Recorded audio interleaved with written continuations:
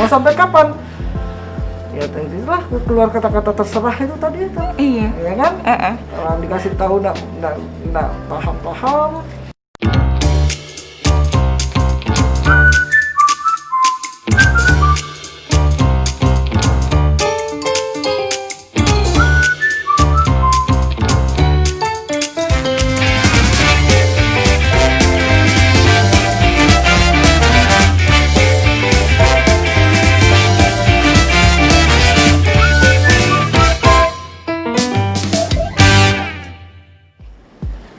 Assalamualaikum warahmatullahi wabarakatuh. Selamat sore sahabat Nusa Tenggara Barat. Jumpa lagi dengan acara Bincang Gemilang. Kali ini bersama saya Rihatul Aini Setiawati. Sahabat Nusa Tenggara Barat, saat ini pemerintah dan masyarakat Indonesia tengah berperang untuk menghadapi penyebaran COVID-19. Tidak hanya orang dewasa, COVID-19 juga banyak menular ke anak-anak. Tema yang akan kita angkat kali ini mengenai lindungi anak dari COVID-19. Nah, untuk membahas lebih lanjut mengenai hal tersebut, telah hadir di studio kami Kepala Dinas Kesehatan Provinsi Nusa Tenggara Barat sekaligus Ketua Ikatan Dokter Anak Indonesia Provinsi Nusa Tenggara Barat, Dr. Nurhandini Eka Dewi, spesialis anak. Assalamualaikum Bu Dokter, selamat sore. Waalaikumsalam warahmatullahi wabarakatuh. Gimana kabarnya Bu? Alhamdulillah baik. Terima kasih udah hadir ya Bu ya, walaupun jadwalnya padat ya. Nah Bu Dokter, mungkin untuk mengawali bincang gemilang kita kali ini, bisa dijelaskan bagaimana perkembangan penanganan COVID-19 di NTB khususnya untuk pasien yang positif Bu Dokter? Ya, sampai hari ini ada 685 kasus yang positif. Jadi dari 685 itu 297 orang sudah sembuh. Alhamdulillah sudah banyak kesembuh ya Bu ya. 14 meninggal. Nah sisanya masih dirawat. Jadi sekitar 343 yang masih dirawat. Positifnya masih terus nambah nggak nih Bu? Kalau kita melihat bahwa pada minggu terakhir ini kan ada penambahan positif yang cukup banyak, ya, baik dari masyarakat maupun dari tenaga kesehatan. Mempunyai konsekuensi kita harus melakukan tracing kontak. Nah, kalau sudah tracing kontak, biasanya yang sangat erat kita set biasanya ketemu saja lagi yang positif, karena jarang yang kita tracing kontak tidak menemukan positif. Jadi kemungkinan ya masih akan ada yang positif. Terus bertambah ininya Bu ya. Menurut Ibu, bagaimana dengan jumlah alat tes yang dimiliki Provinsi NTB? Apakah sudah sesuai dengan standar WHO atau Kementerian Kesehatan, Ibu? Jadi alat tes yang kita miliki itu sudah sesuai dengan standar WHO. Karena kalau tidak sesuai kita tidak boleh ngetes. Jadi sudah ketiga laboratorium PCR kita sudah mendapatkan izin dari Kementerian Kesehatan. Artinya hasil itu sudah sesuai dengan standar WHO. Jadi tanpa izin dari Kementerian Kesehatan kita tidak bisa menjadikan laboratorium itu sebagai laboratorium yang untuk mengetes PCR.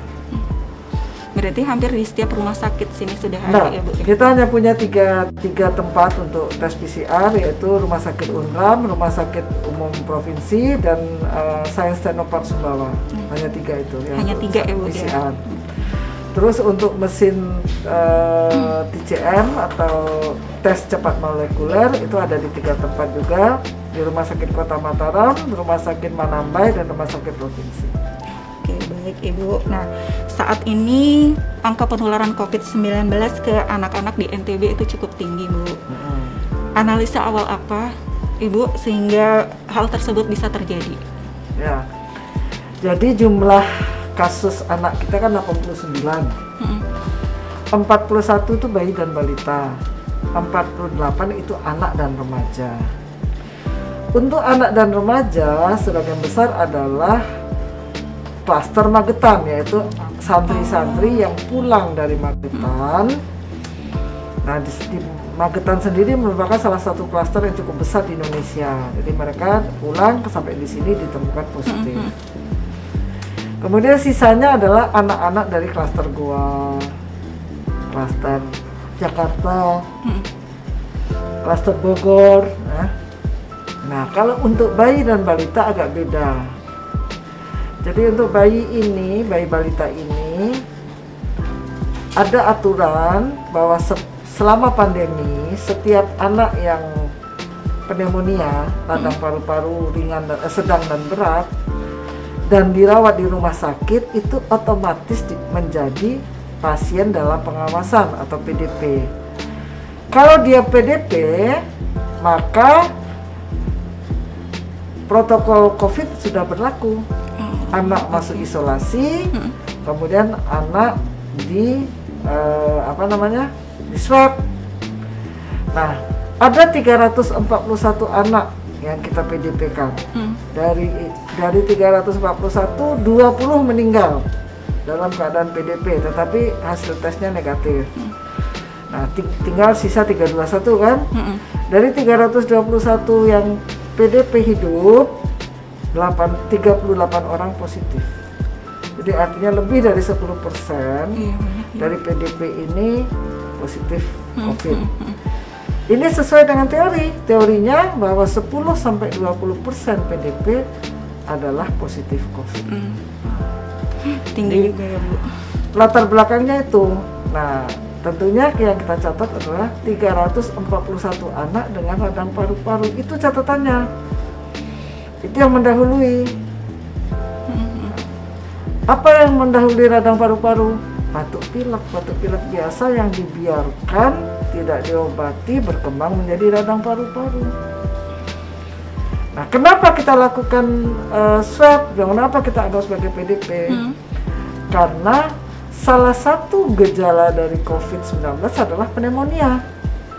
Nah, kita ingin buktikan kalau seorang bayi itu atau anak itu, balita itu pneumonia, kita harus buktikan bahwa pneumonianya tidak disebabkan oleh COVID.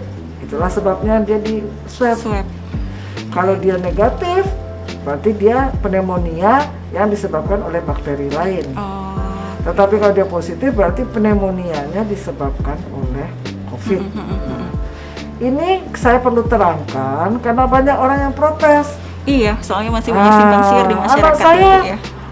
datang bukan COVID, kenapa sekarang jadi COVID? Di zaman COVID ini, kita kalau terima pasien, lihat keadaan, rongsen, periksa darah. Begitu rongsen dan darahnya itu mengarah ke COVID, kan ada gambaran khasnya itu, langsung kita swab. Jadi banyak yang protes, anak saya bukan ini, kenapa? Ya. Jadi setiap anak yang mengalami pneumonia itu wajib di swab ya Bu, ya untuk memastikan dia COVID apa tidak. Oke, baik Ibu. Nah, melihat tingginya angka positif yang untuk anak-anak, apa langkah-langkah pemerintah provinsi untuk menanggulangi hal tersebut Ibu? Ya, artinya gini, selama ini kan orang-orang tuh punya ini yang salah. Mereka bilang anak itu kebal. Padahal salah. Justru kelompok rentan itu ada dua, orang tua dan bayi balita. Masalahnya sama, imunitasnya lemah. Pada bayi dan balita imunitasnya lemah karena memang sistem imun tubuhnya belum sempurna. Kalau pada orang tua imunitasnya lemah karena sudah menurun, daya imunnya itu sudah menurun karena pada orang tua. Tapi sama akibatnya imunitas lemah sehingga dia rentan terhadap penularan COVID. Nah, karena itu jalan satu-satunya jangan keluar, jangan biarkan orang tua kita keluar, jangan bawa anak-anak bayi balita kita keluar. Kita lihat sekarang orang-orang bawa anak tetap pakai masker, anaknya nggak dimaskerin. Iya, banyak sekali itu Bu. Karena itu kita mulai mencanangkan gerakan maskerisasi anak. Semua anak di atas 2 tahun kita bagikan masker. Itu salah satu upaya. Berarti emang keluarga harus yang terdepan ya Bu ya untuk harus menangani hal mereka tersebut. yang harusnya menjaga, mematuhi protokol. Anaknya kan nurut sama bapak ibunya. Nah, gimana cara mengedukasi ini Bu? Memberikan edukasi kepada keluarga untuk lebih aware gitu dalam menghadapi COVID-19 ke anak-anak ini Bu? Saya kira satu, bahwa bukan hanya untuk anak-anak, protokol COVID itu harus dipatuhi. Apa saja protokol COVID-1, pakai masker dimanapun dia berada. Jadi kalau dia tidak patuh, orang tuanya tidak patuh, ya siapa yang mau ngajarin anaknya? Makanya kita mulai orang tua harus patuh. Patuh terhadap protokol COVID. Kedua, ajari anak-anak juga untuk patuh pada protokol COVID. Itu cara kita melindungi anak kita. Pakai masker, pengap ya harus mau. Memang tidak enak dan kita pakai masker bukan hanya sekarang loh ya. 2 tahun ke depan kita harus tetap pakai masker. Ingat sampai COVID itu hilang. Jadi kita seperti orang-orang di Jepang, di Korea yang memang sudah terbiasa pakai masker, mereka nggak masalah. Berarti orang tuanya yang harus diedukasi ya Bu ya, yang benar-benar diedukasi. Baik Ibu. Nah kan kita sudah mau menghadapi new normal Ibu. Menurut Bu Dokter, apakah NTB sudah siap Bu? Belum. Jadi ada beberapa persyaratan new normal. 1, positive rate kita sudah di bawah 50%, di bawah 5%. Positive rate NTB sekarang masih 11,44, masih jauh. Kemudian angka reproduktivitas efektifnya di bawah 1. Kita masih di atas 1,12. Ini kemudian kita lagi landai ini kan. Siapa tahu nanti naik lagi kan, tiba-tiba melonjak ya Bu ya. Itu.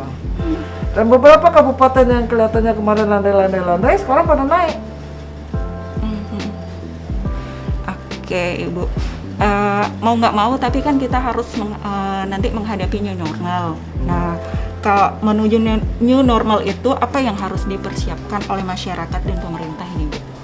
Yang harus dipersiapkan oleh masyarakat 1, patuh pada protokol COVID, hanya itu aja. Tetap ya Bu ya, protokol kesehatan ya. Orang kita tuh nggak suka sama yang sederhana, sukanya yang canggih-canggih.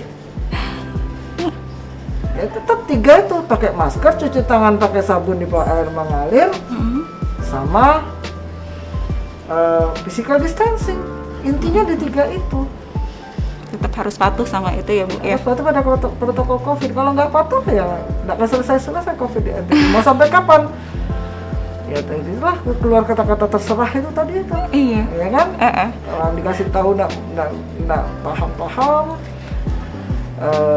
masih nggak percaya gitu kan? Yang bilang konspirasi lah, yang bilang apa lah. Iya Bu, banyak rumor soalnya di masyarakat. Nah Bu Dokter, untuk menutup bincang kita hari ini, kami minta closing statement dari Ibu. Himbauan untuk masyarakat seperti apa, khususnya yang memiliki anak-anak untuk menghadapi COVID-19 ini, Bu? Ya. Jadi, untuk Bapak Ibu yang punya anak, anak ini makhluk lemah yang harus kita lindungi. Pelindung utama dari anak adalah keluarga, yaitu ayah dan ibu terutama. Maka berikan yang terbaik untuk anak kita. Di era COVID, yang terbaik untuk anak kita tuh hanya 4. 1, jangan bawa anak kalau tidak perlu keluar rumah. Kalau dia masih bisa di dalam rumah, masih ada yang menjaga di rumah, tidak usah dibawa. Kedua, kalaupun harus keluar rumah, pakaikan masker. Ketiga, biasakan anak mencuci tangan pakai sabun di bawah air mengalir selama 20-40 detik setiap habis melakukan aktivitas atau memegang benda. Tidak hanya pada mau makan, tapi memegang benda-benda juga biasakan cuci tangan pakai sabun. Terakhir, biasakan anak jaga jarak. Ajarin dia untuk jaga jarak. Antri jaga jarak, dengan teman jaga jarak. Kalau perlu pakai alat bantu, pakai tongkat yang panjangnya 1 meter untuk mengukur ini ya Bu ya. Kalau di Cina tuh lucu, dikasih sayap yang ukurannya 1 meter, jadi sambil main-main sambil physical distancing, ya memang harus begitu. Baik, ada juga yang di Lombok Timur tuh Bu lagi buat kayak sensor, semacam sensor, jadi kalau lewat 1 meter kalau kurang dari 1 meter sensornya bakal nyala. Gini ya, iya. Itu bagus kan, teknologi tepat guna. Iya.